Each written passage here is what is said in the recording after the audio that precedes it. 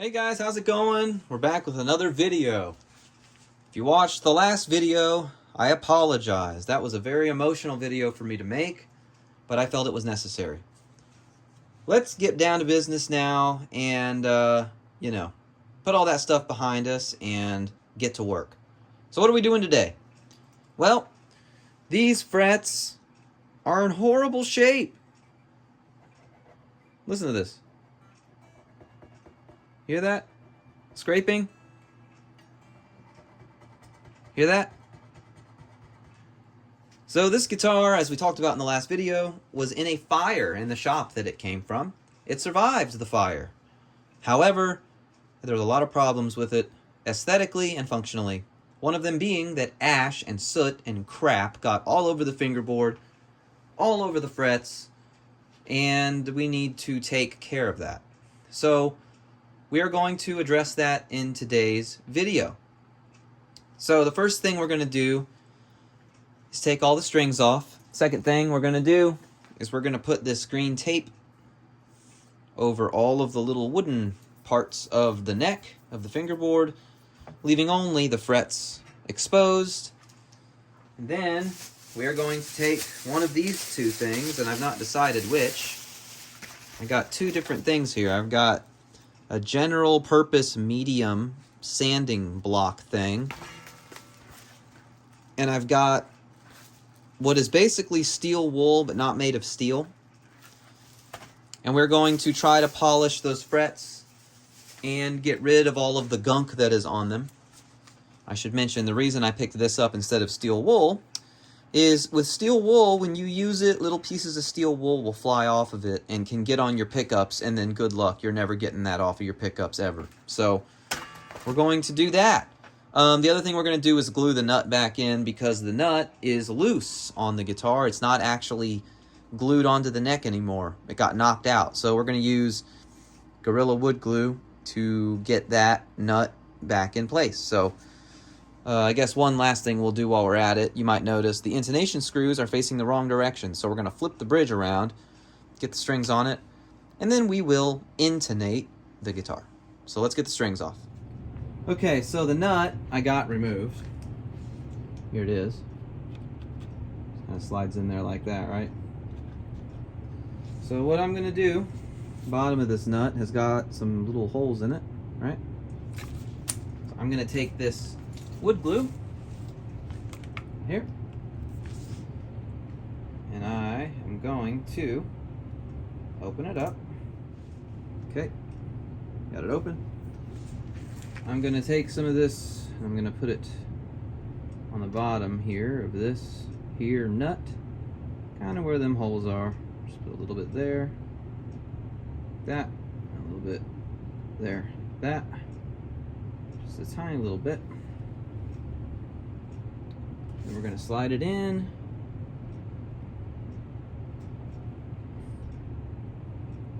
That. And then I'm going to get a towel. And I'm going to wipe the excess glue from around the nut.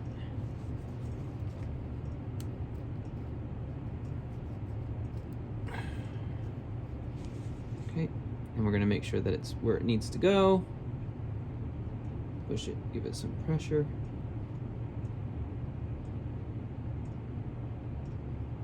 There we go. And I'm just going to let it set there for a minute while we do other things.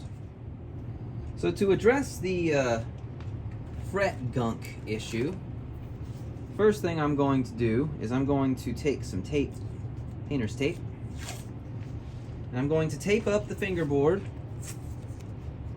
so that we can more easily sand it. Okay, so I'm just gonna like that. I'm not gonna do the entire thing on camera because that would be boring as hell for you. But I'm gonna do a few frets so you can see what I'm talking about here. So there's one fret done. We'll do the next fret, and then I will cut the camera. Like I said, there is no reason for you to have to watch me do this, because it is going to be the same for all of these frets. Okay, you get the idea. I'm gonna do that to all the frets all the way down. All right, so I got the fingerboard all done. So the first thing we're gonna do is we're gonna take a guitar pick, and I want you to listen to what it sounds like. And you can kind of see the gunk that's on it right now, but just listen.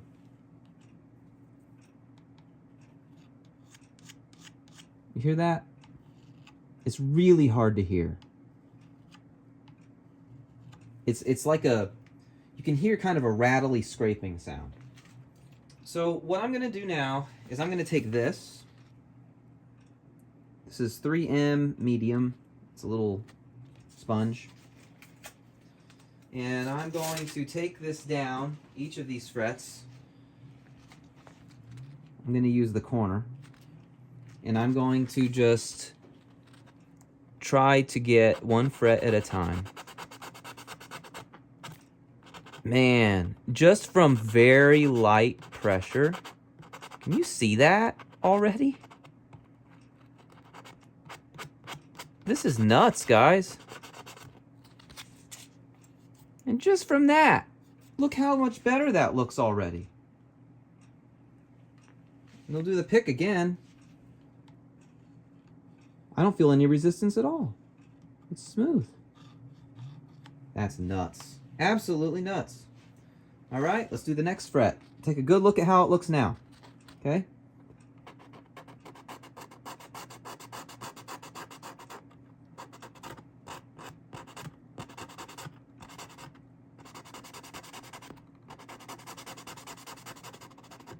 I mean, that's just with very, very light pressure. And that pretty much got the gunk off of there. That's remarkable. Well, let's do the next one. One more.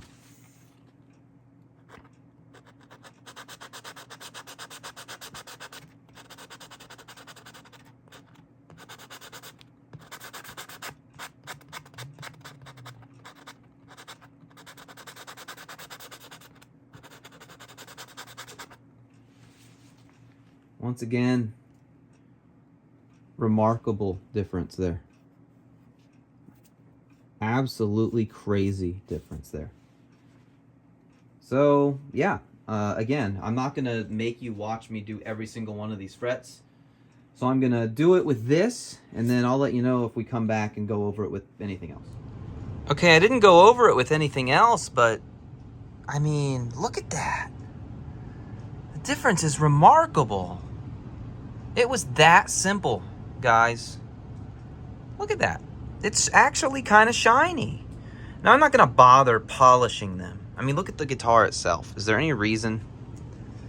I just wanted to get it to where it wasn't making horrible noises with my strings, and I think I'm there, guys. Let's get this tape off. I mean, that is a huge difference, guys. Huge difference. So what we're going to do now, get a cloth, get you some of this, and I'm going to spray it directly onto the cloth. I'm not going to spray it onto the fingerboard. Give it a few good sprays. And I'm going to clean the fingerboard.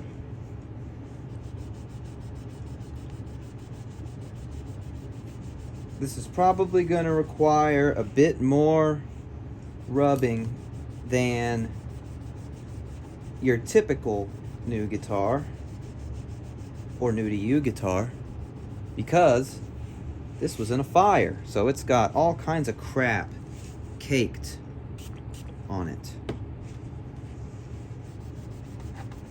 So I'm gonna make sure to get the fingerboard and the frets. And look, this was white, now it's black.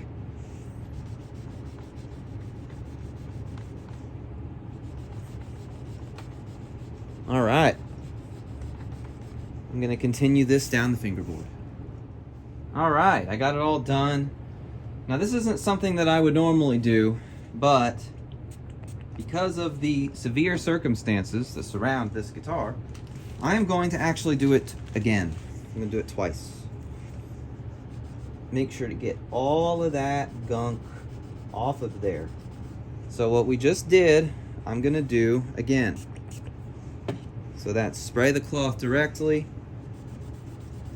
get down on the fret,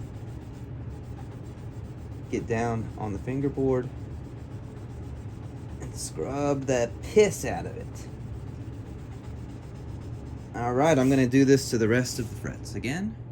Now look, I don't want to take too much credit, but this is probably the cleanest this fingerboard has ever been since it was new.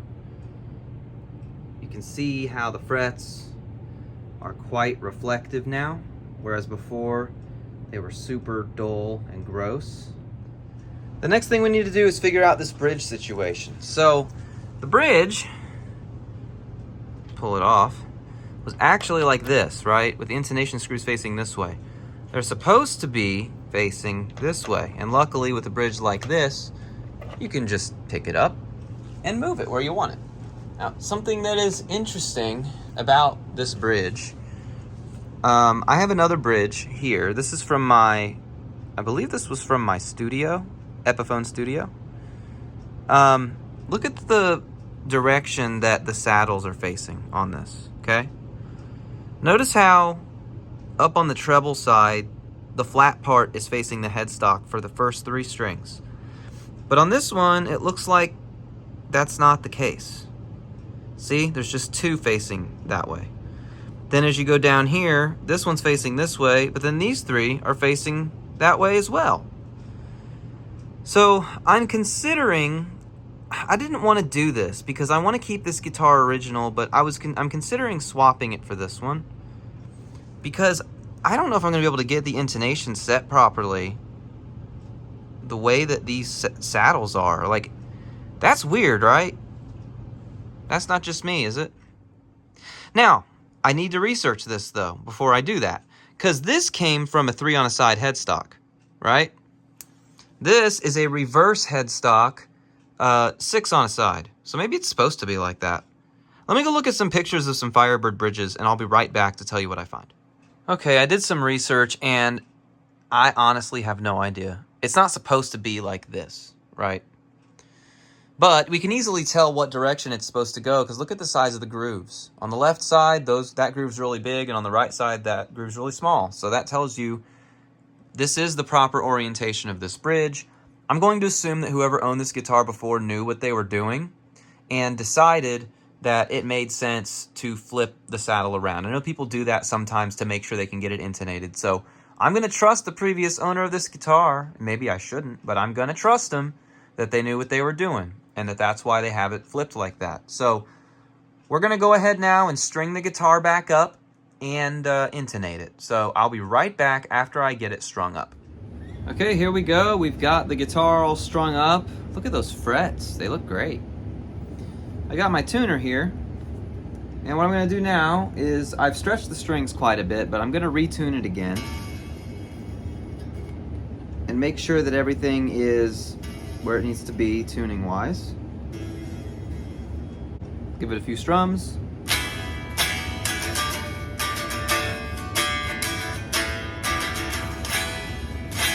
Let's see if it's making that scraping sound still.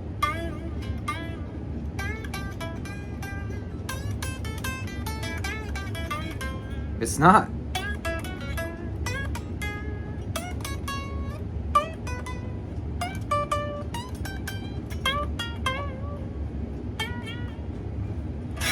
Not doing it. So, perfect.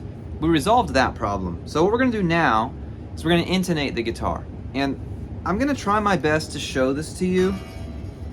It's going to be really hard to show you this on the camera, but the first thing you want to do is tune all your strings, which I just did.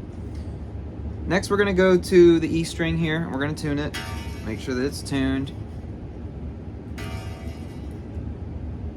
Okay. Once you have that tuned, go to your 12th fret and hit it. And I want to show you what I see. See that? It's flat. So here's your thing. If it's flat, you move the saddle forward this way. Okay, so it's flat, so we're going to move the saddle that way. So take your screwdriver, okay, and I'm gonna put it right here, and to move it that way we need to tighten it. So I'm gonna give it a few turns here. Turn it again. Okay, 12th fret, and it's perfect. See? Of course, it trails away and goes a little flat, but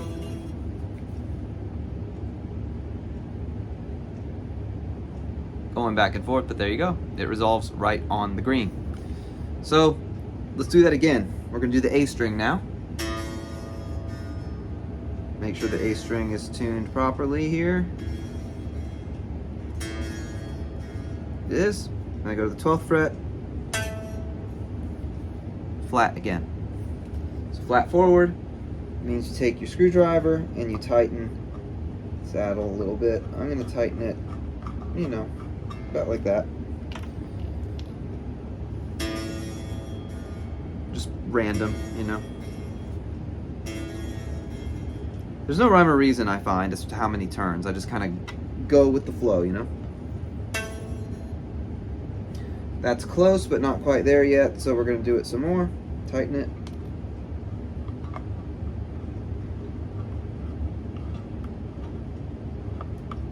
And it's starting to move a little bit. Okay, let's go ahead and tune it again.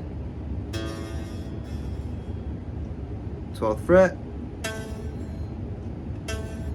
Getting there, but not quite there yet. Keep going. Like I said, it's really hard to... There's no scientific way to do this that I know of. Okay, let's try this again.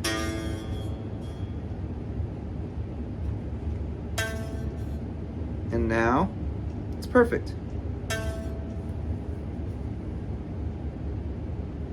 See? So I'm going to do that for the rest of the strings until the intonation is perfect, and I'll come back.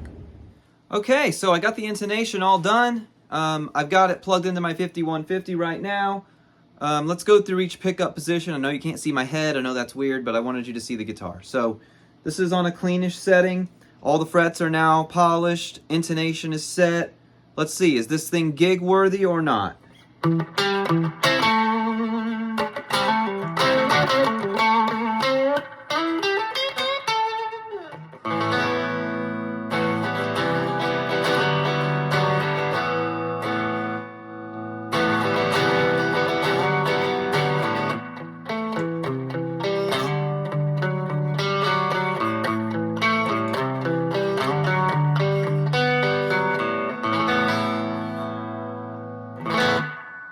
Sounds really good, man. Let's go to the bridge.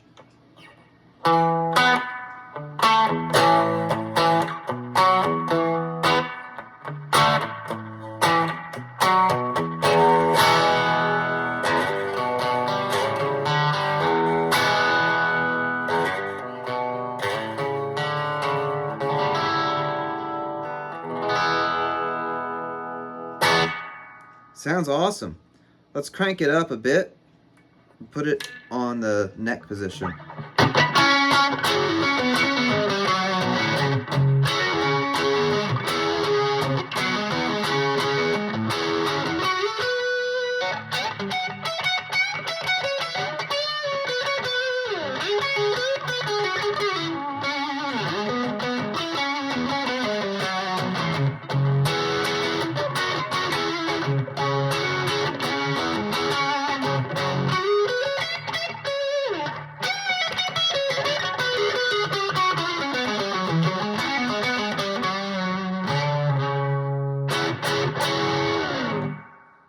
Sounds good.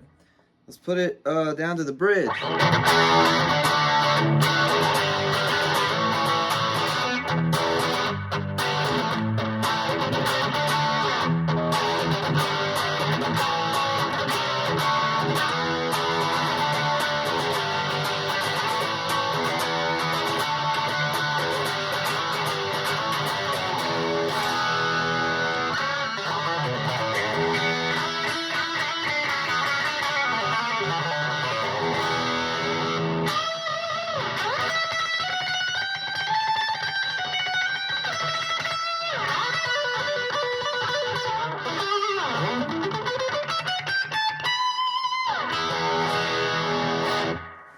sounds so big and so good.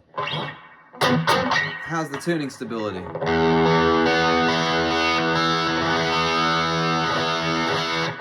Pretty much still right there.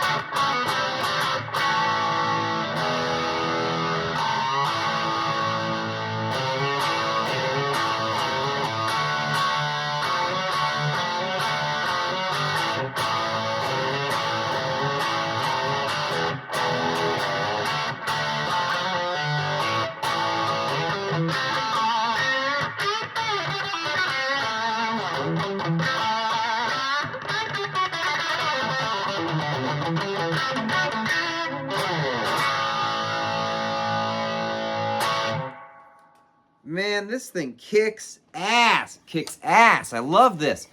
I think it's done. I don't think there's anything else to do. I mean, we could fix this switch, right? Because the threading was broken off. But I don't think I'm going to do it. I like that it has a battle scar like that. These pickups clean up so well, too. So this is, I mean, you can hear this is pretty heavy overdrive at this point.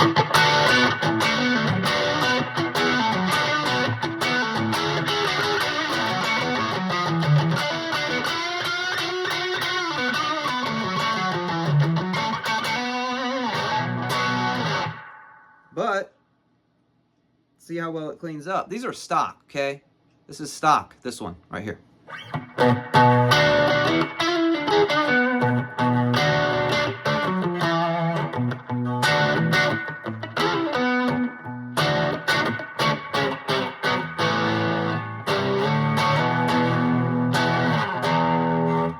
Usually these stock Epiphone pickups don't clean up so good, especially the 90s ones. They got a lot better in the modern times. Like the, what is it, 700T? That's really good. That comes in like the studio and the specials and stuff. But these older ones usually don't clean up so good. But man, this cleans up great.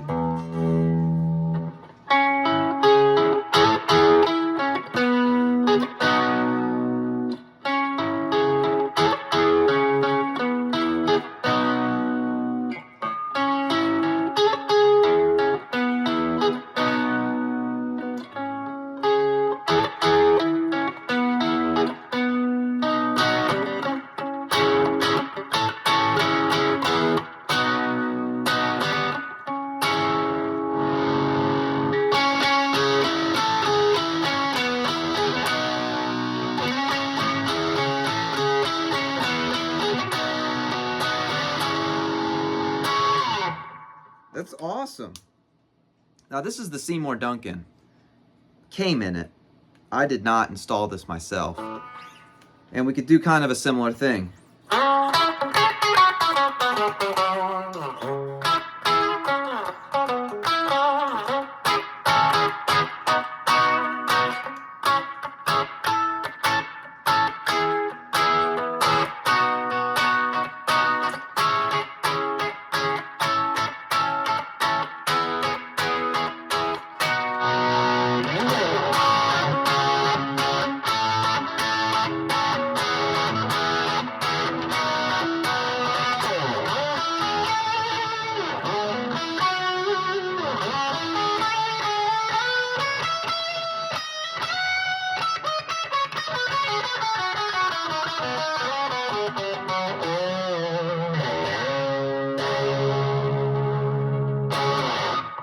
Okay, and then after all that, how's the tuning stability?